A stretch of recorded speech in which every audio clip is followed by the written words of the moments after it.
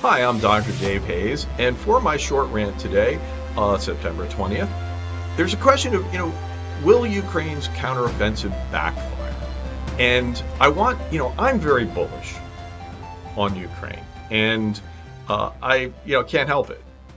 And I've been almost jubilant over their success in the counteroffensive. But there's a point of view that says, hey, this thing can backfire on the U.S. and NATO.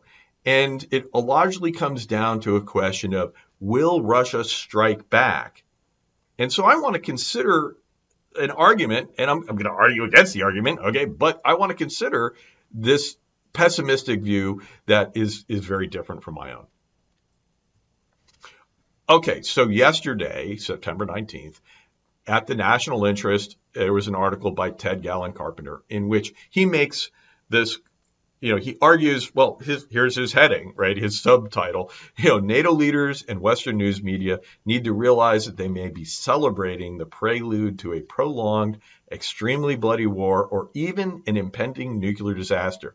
So he's definitely pushing back against what he sees as this jubilation, this irrational exuberance, and perhaps cheerleading in the media, right? And and so he obviously has a different view. That, by the way, to have a publication named The National Interest, you are taking kind of a realist point of view on this issue. The concept of national interest is an inherently realist idea.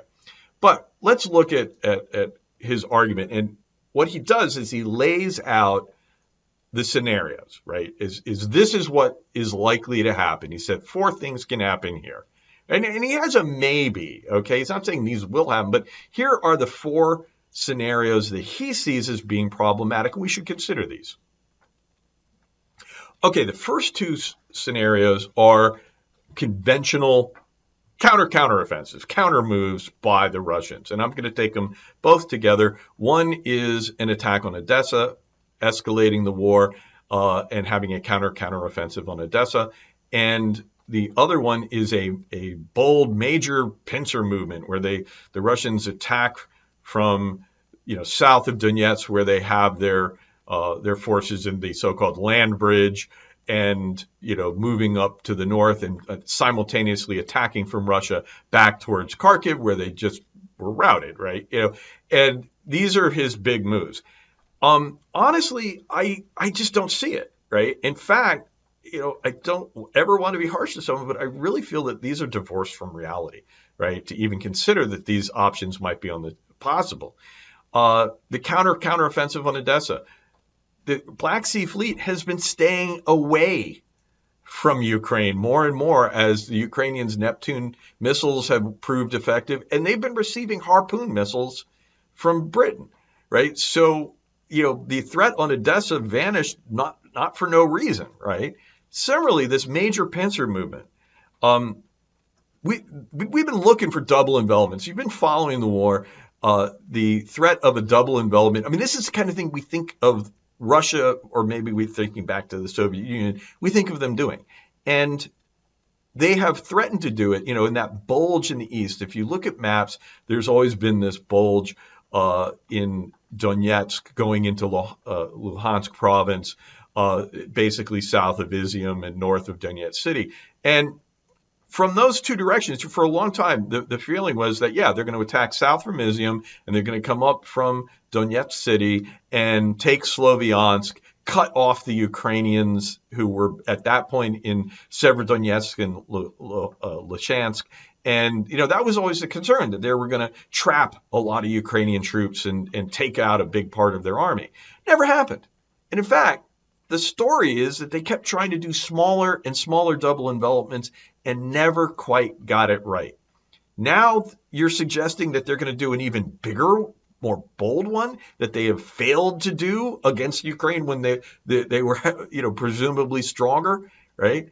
So, no, I just don't see these as credible. Option 3, more credible. Okay, so, Ted, sorry, but I don't see those first 2. The next one, though, I do think this is a very valid concern. Will Russia go into full mobilization mode as a result of this? And here is something that Russia, or Putin, has resisted declaring that this would be a full mobilization. Part of this is his narrative that this is a special military operation, that it's going fine and all that other stuff. Well, now that it's not going fine, will he escalate his domestic effort?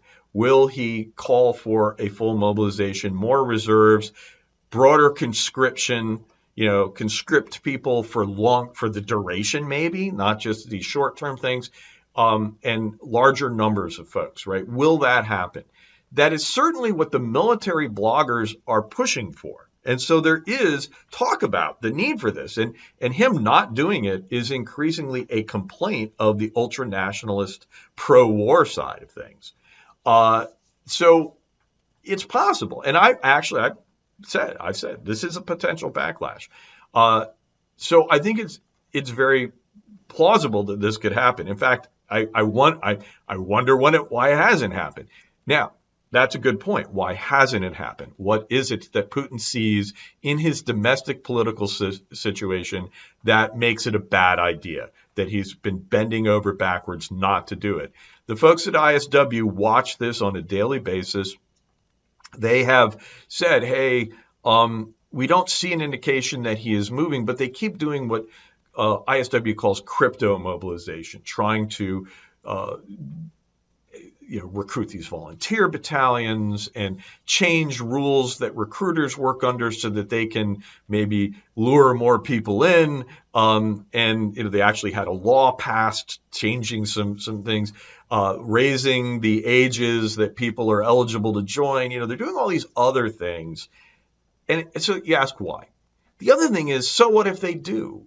And this is, again, the folks at ISW have said, they haven't been able to generate forces. They are having trouble training the volunteer units that they have been raising, right? And in fact, these units seem to be getting worse training, worse equipment, and they really ate up a lot of their training base when they tried to deploy follow-on forces earlier in the war. So there's a real question of, okay, if they do it, what's the big deal? It'll give them more warm bodies, but will it really produce significant force generation? Then there's the nuclear option. Will they resort to tactical nukes?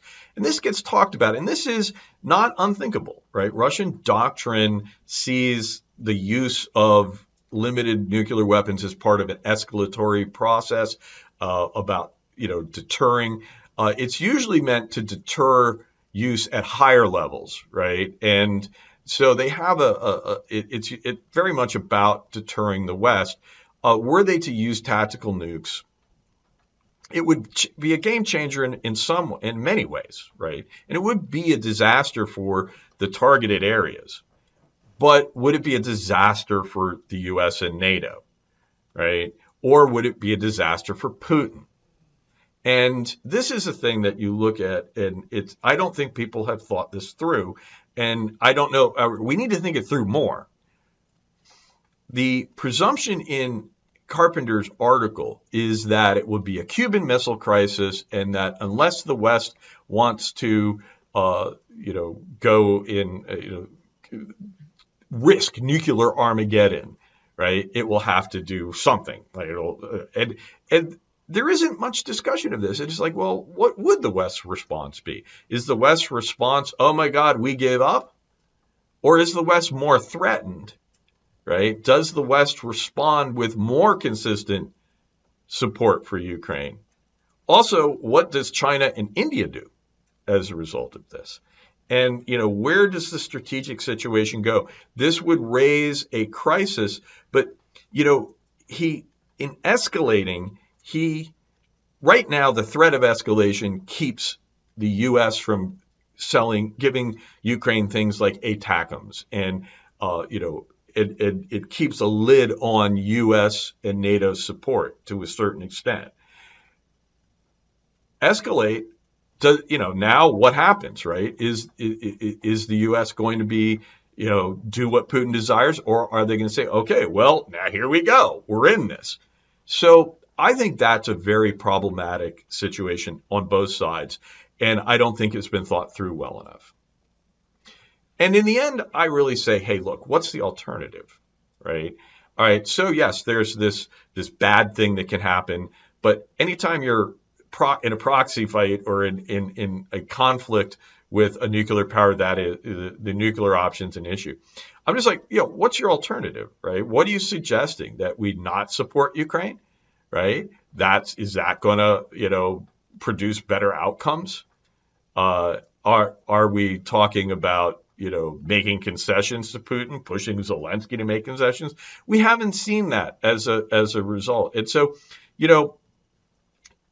it doesn't seem to me that there's much of an alternative. We don't have viable negotiations, right? There isn't an offer. Putin keeps saying, I'm going to do this until I achieve the objectives. That is presumably getting Donetsk, although his objectives are sometimes very maximalist. So there's no basis for negotiation yet. The Ukrainian advances perhaps threaten a deteriorating Russian situation.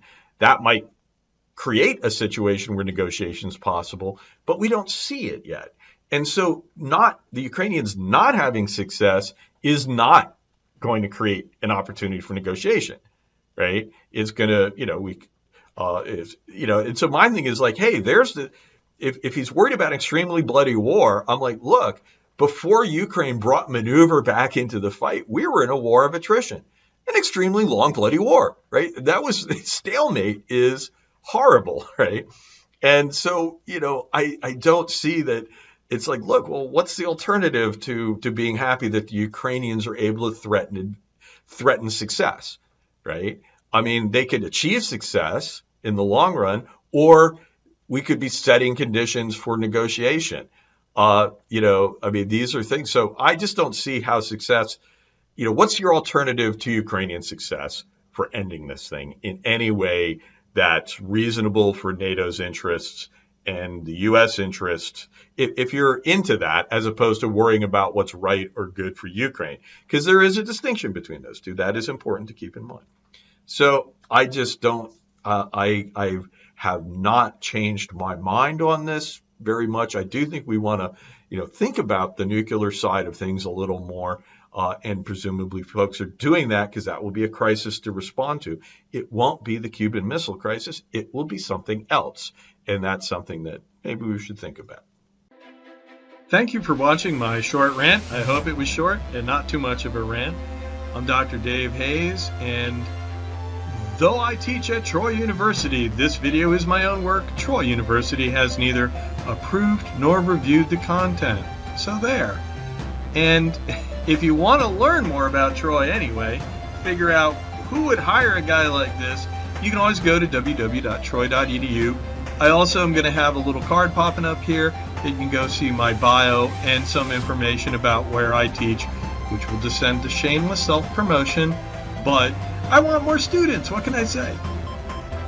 And finally, the music you've been listening to is Tonight at 8 by Shane Ivers. So thank you for listening, and I hope you'll come back and enjoy another short rant.